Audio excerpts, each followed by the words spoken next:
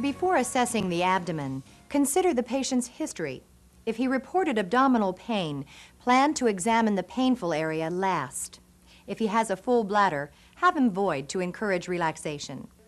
During this part of the exam, observe the patient's face regularly for signs of pain or guarding. Start by inspecting the abdomen from the ribs to the symphysis pubis. Its contour should be symmetrical. To highlight any bulges, shine a light across the abdomen toward you. No bulges should be visible. Assess the umbilicus, which should be midline and inverted. Next, auscultate the abdomen. Always auscultate the abdomen before percussing and palpating it, because these actions can make bowel sounds more active than normal. Begin by placing the stethoscope's diaphragm lightly on the right lower quadrant. Because the ileocecal valve is in this quadrant, bowel sounds are usually audible here. Listen for at least 2 minutes.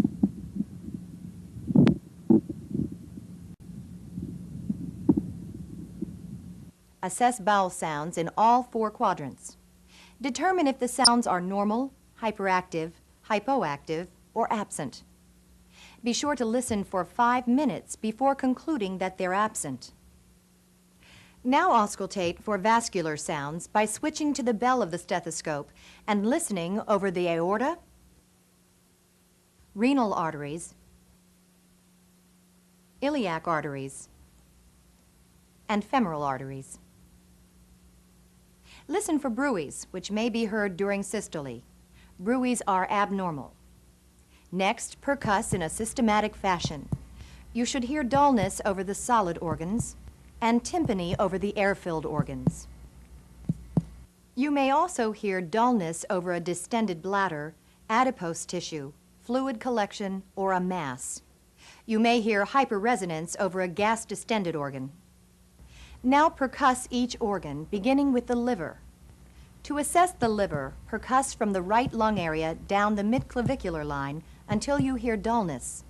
Mark this point, which is the upper border of the liver. It's usually located at the 5th intercostal space. Then percuss up the midclavicular line from the umbilical level until you hear dullness.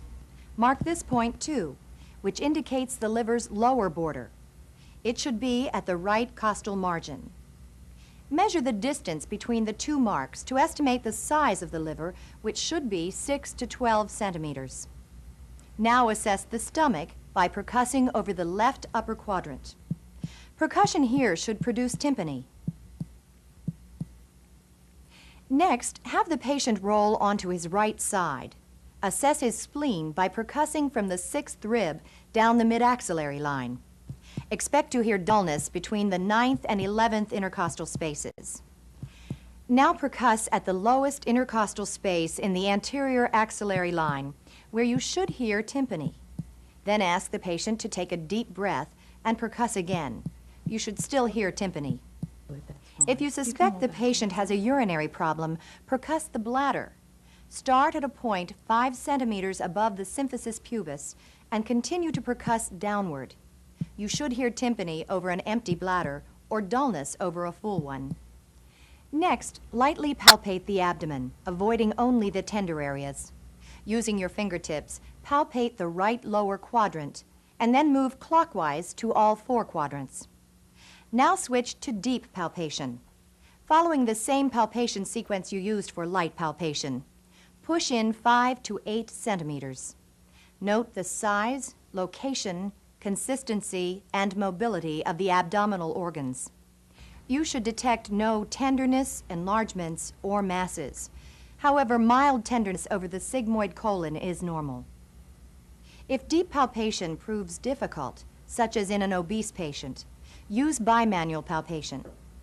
To palpate the liver, slide your left hand under the patient along the 11th or 12th rib and push up.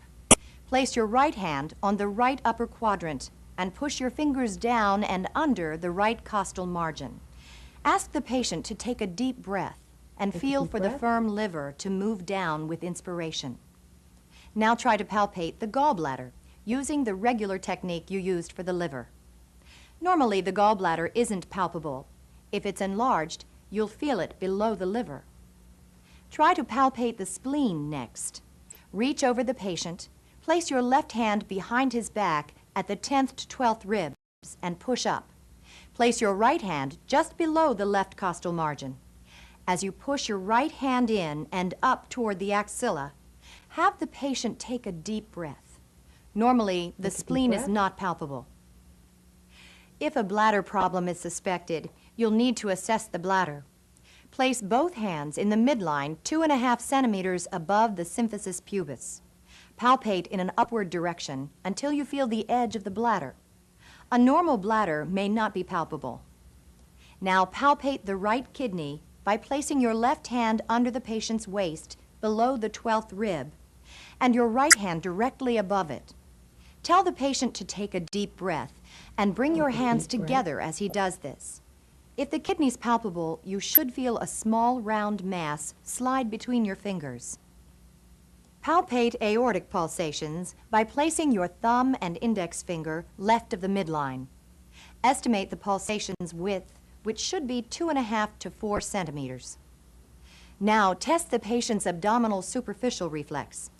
To do this, stroke the handle of the reflex hammer or the wooden end of a cotton-tipped applicator across his abdomen from the side to the midline. Normally, muscles on the stroked side contract and the umbilicus deviates toward the stroked area.